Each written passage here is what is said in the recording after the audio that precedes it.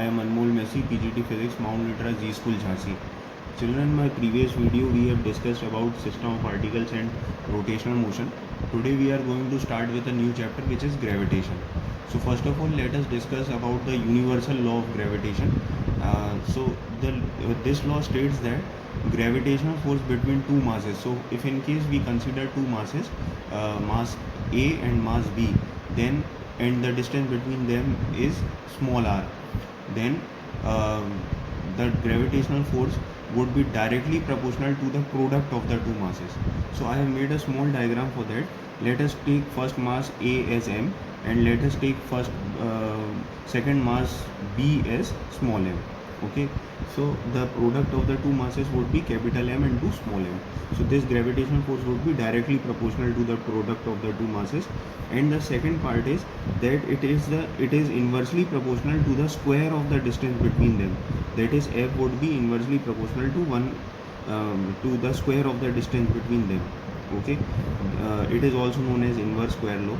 And if in case we combine both these equations, we would get that F is proportional to mm upon r square.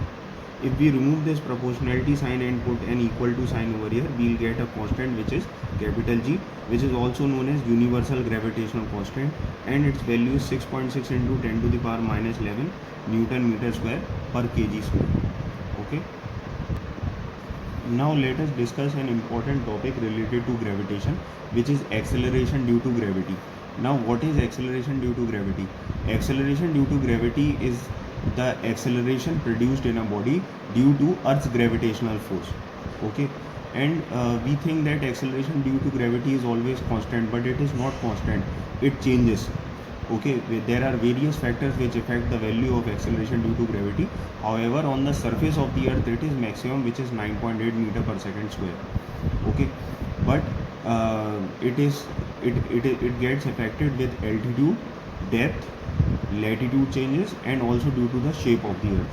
Okay, now first of all, let us discuss the expression for acceleration due to gravity. So as we know that F is equal to gmm upon r square, this is the formula for gravitational force, but F is also taken as mg. So this small m would get cancelled out, and we are left with g is equal to gm upon r square.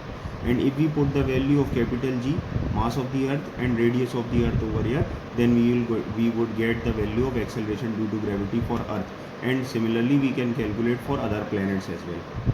Okay, now let us discuss the various factors which affect the value of G. First of all, let us discuss the factor that is effect on the value of G due to altitude. So you can clearly see that I have made a diagram over here. This is our earth, and if in case we have reached this height h, and this is radius of earth capital R, then the value of G at the surface would be gm upon capital R square, because the distance from the center is capital R. But at height h, the value of G would become gm upon R plus h whole square. Okay, and if we would divide G dash by G, we would get R square upon R plus h whole square. From this expression it is very clear that, or this equation, it is very clear that G would always be greater than G dash. As we compare their values, G would always be greater than G dash. Hence the acceleration due to gravity decreases with height, and it is maximum on the surface of the earth. Okay, now let us discuss the second factor, which is due to depth. Okay, so at the surface G is equal to gm upon r square. Now let us consider the formula for density. Density is equal to mass upon volume, and if we put mass as subject, then volume of earth would be 4 by 3 pi r cube and to rho. So if we put this value in the expression of G, we would get gm upon r square, and in place of m we have kept the value, so our value is G is equal to G 4 by 3 pi r into rho. But then this value of G is on the surface. Now if in case we go at a depth d, then the effective mass of the earth would change, so accordingly our calculations would also change. Okay, so now G dash would become gm upon r minus d whole square, and since rho is equal to mass upon volume, so mass would be equal to rho into volume, and volume would be 4 by 3 pi, and now we have reached the depth, hence it would become r minus d whole cube. Okay, now if we put this value of m over here, then this r minus d whole square would get cancelled with this, and we are left with g dash is equal to so and so.